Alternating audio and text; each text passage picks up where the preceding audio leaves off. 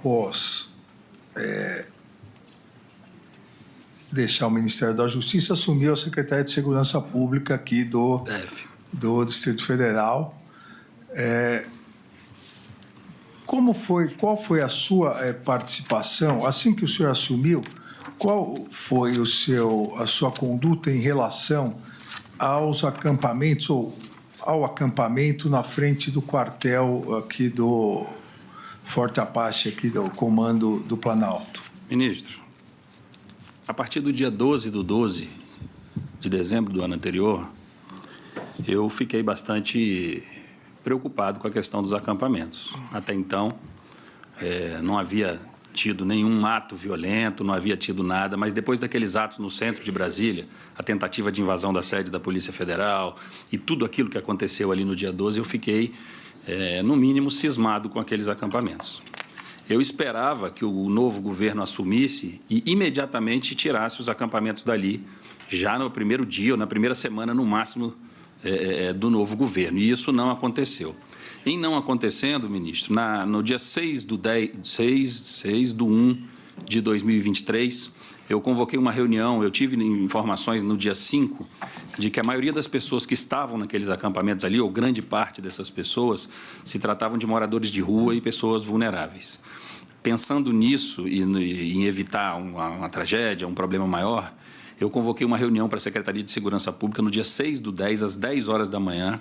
Chamei o comandante militar do Planalto, general Dutra, e a secretária de Desenvolvimento Social do Distrito Federal, Ana Paula Marra, para nós tratarmos da desmobilização total do acampamento.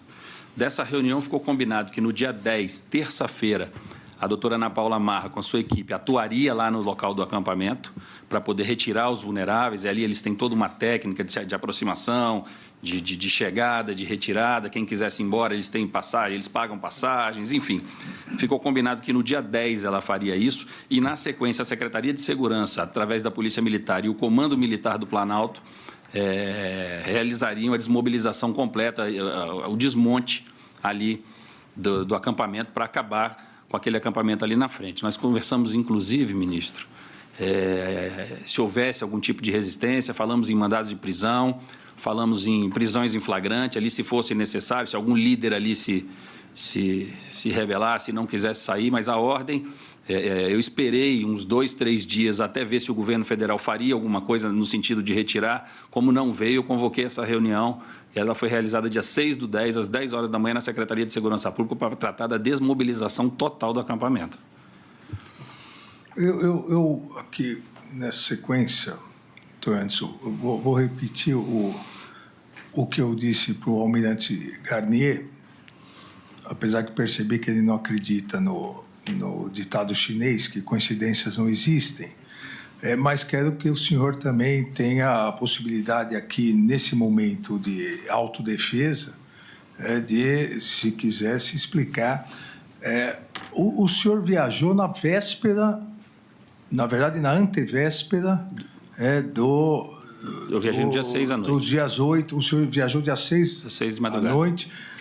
Como secretário de Segurança, o senhor se ausentou às vésperas da tentativa de golpe, do ataque violento, armado à sede dos 3 poderes, isso também, no dia 8, a Procuradoria-Geral da República denunciou, e o processo está, na verdade, já em alegações finais, ou, segundo a Procuradoria, a Polícia Militar, a cúpula da Polícia Militar também se omitiu.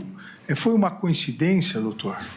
Ministro, o senhor pergunta a minha viagem? Isso. Não, a minha viagem não foi uma coincidência, ministro. Eu preparei essa viagem para ser realizada no mês de julho de 2022.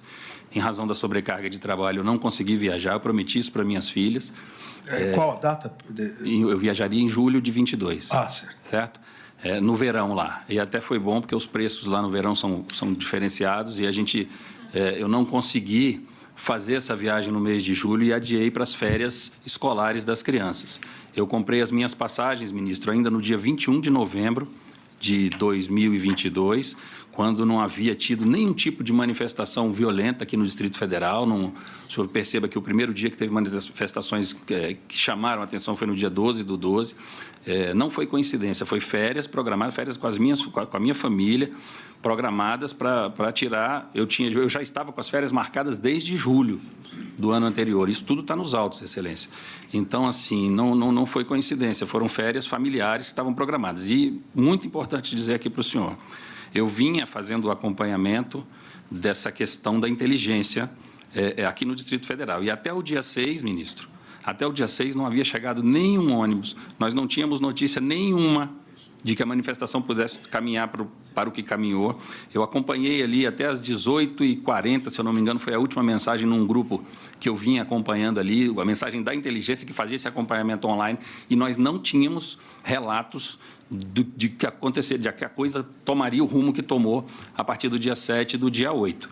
Mesmo assim, em viagem, eu trouxe aqui até algumas mensagens que eu troquei com o meu secretário executivo, ainda no dia 7, à noite, ele me tranquilizando, dizendo que estava tudo ok, que tudo estava sob controle aqui em Brasília. E outra coisa, ministro, antes de sair, ao mesmo tempo que estava tendo aquela reunião que eu falei para o senhor, do general Dutra, essa reunião era na sede da Secretaria. Ao lado da Secretaria tem a SOP, que é a Subsecretaria de Operações da Secretaria. Estava acontecendo uma reunião com várias entidades, inclusive representantes do Supremo Tribunal Federal, para tratar do protocolo de ações integradas, que é o que cabe ao secretário de Segurança do Distrito Federal sempre que tem uma manifestação, um evento, um jogo de futebol, um show, qualquer coisa. O secretário de Segurança Pública do Distrito Federal, a subsecretaria prepara um protocolo de ações integradas, onde vem todas as instituições interessadas no assunto, no caso a Polícia Militar, a Polícia Civil, o Corpo de Bombeiros, o DETRAN, enfim, uma série de instituições interessadas no assunto.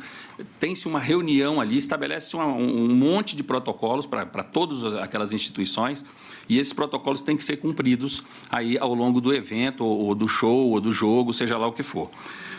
Eu gostaria, ministro, se o senhor me permite, de dizer algumas coisas aqui, eu quero ler, porque é muita coisa, rapidinho, o que ficou previsto nesse protocolo de ações integradas, ministro, para que fosse cumprido no dia aqui. Foi um protocolo, eu assinei esse protocolo, sou eu que confirmo esse protocolo, eu assinei esse protocolo às 3h28 da tarde do dia 6, e o protocolo previa o fechamento da esplanada dos ministérios, o isolamento da Praça dos Três Poderes, isso é muito importante, vedada a utilização pelos participantes de instrumentos capazes de produzir lesões corporais e danos ao patrimônio, tais como os mastros de bandeira e material de cano PVC, material metálico, madeiras ou assemelhados, garrafas ou utensílios de vidros, facas, canivetes e objetos pontiagudos, mesmo de uso para alimentação. Tudo isso o PAI previa.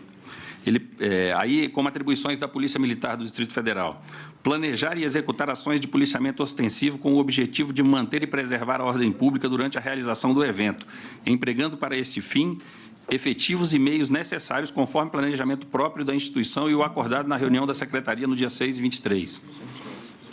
Impedir que os manifestantes utilizem objetos, materiais ou substâncias capazes de produzir lesão ou causar dano durante a marcha. Ficar em condições de empregar tropa especializada em controle de distúrbio, no caso de perturbação da ordem. Não permitir acesso a pessoas e veículos à Praça dos Três Poderes, conforme tratado em reunião do protocolo de ações. Manter o reforço do efetivo nas adjacências / perímetro interno dos prédios públicos de toda a extensão da esplanada dos ministérios, Congresso Nacional e Praça dos Três Poderes, bem como na estação rodoviária de Brasília. Então, ministro, eu viajei de certa forma, tranquilo. Eu tinha deixado esse protocolo assinado, tudo isso aqui para ser cumprido. Na reunião com o general Dutra, eu esqueci de colocar para o senhor, ele pegou o celular dele e falou: Anderson, olha aqui, ó, os acampamentos há 2 meses atrás. Aí ele: Anderson, olha o acampamento agora de manhã. Ele me mostrou isso, ministro. Essa foi a imagem que não me saiu da cabeça. O acampamento há 2 meses atrás, de gente, caminhão, lotado o acampamento. Naquela manhã, praticamente não se via pessoas, só se via tendas. Ele tinha as imagens daquele dia do acampamento. Então, foi nesse contexto, ministro. Eu viajei adotando todas as providências que o secretário de Segurança do Distrito Federal tem que tomar, principalmente deixando esse protocolo de ação integradas assinado para que fosse cumprido. Não, doutor Anderson, desse protocolo que o senhor acabou de fazer a leitura, nós podemos observar que no dia 8 nada foi respeitado. Houve a liberação para a esplanada dos ministérios, não houve o isolamento da Praça dos Três Poderes, houve a autorização ou a omissão para que os manifestantes utilizassem armas brancas, mastros, ou seja, eu entendo o que o senhor diz aqui, até porque juntado aos autos esse protocolo, mas por que nada foi cumprido? Ministro. O senhor mesmo disse que, apesar de estar à distância, estava em contato com o seu secretário executivo. Estava. Ministro, apontar é difícil apontar, mas eu também não posso deixar de colocar aqui. Eu vejo que houve uma falha muito grave no cumprimento do protocolo. Houve uma falha muito grave no cumprimento do protocolo. O senhor perceba aqui que aqui prevê tropas especializadas, prevê o isolamento da Praça dos Três Poderes, que é uma coisa muito séria. Esse protocolo de ação integrada, ministro, para a gente que entende aqui do Distrito Federal, ele é considerado um protocolo gravoso, porque ele impacta muito na vida do brasiliense. O fechamento da esplanada impacta muito na vida do brasiliense. É uma coisa que a gente faz em poucos casos, não são em muitos casos. Quando eu li esse protocolo à tarde que eu assinei, eu falei, esse protocolo está de bom tamanho para as informações que a gente tem, porque ele era um protocolo que eu chamo de gravoso, entendeu? E realmente, ministro, houve uma falha grave no cumprimento desse protocolo. É por isso que eu digo ao senhor, eu fui surpreendido com isso no domingo, né? Quando eu vi o que estava acontecendo aqui no domingo, eu tive informações, pedaços de informações, porque eu estava num parque na Disney. Quando eu tive a informação, eles já tinham entrado no Congresso e no Palácio do Planalto. Eu, desesperado, mando uma mensagem para o meu secretário executivo, uma mensagem que, inclusive, foi mal interpretada, que eu falei, não deixe chegar ao Supremo, porque o Supremo ainda estava preservado naquele momento. Eu mandei essa mensagem para o meu secretário executivo e liguei diversas vezes para o comandante da PM para perguntar para ele o que estava acontecendo, onde é que houve a falha, mas ele estava no meio da confusão, ele praticamente não me atendeu ali naquele momento. Eu falei rapidamente com ele, liguei para o governador, liguei para o Procurador-Geral de Justiça do DF, fiquei desesperado, liguei para todo mundo, porque eu realmente, do jeito que eu deixei as coisas em Brasília, é inimaginável que acontecesse o que aconteceu no 8 de janeiro, ministro. A grande verdade é essa. O protocolo teve uma falha grave no cumprimento dele.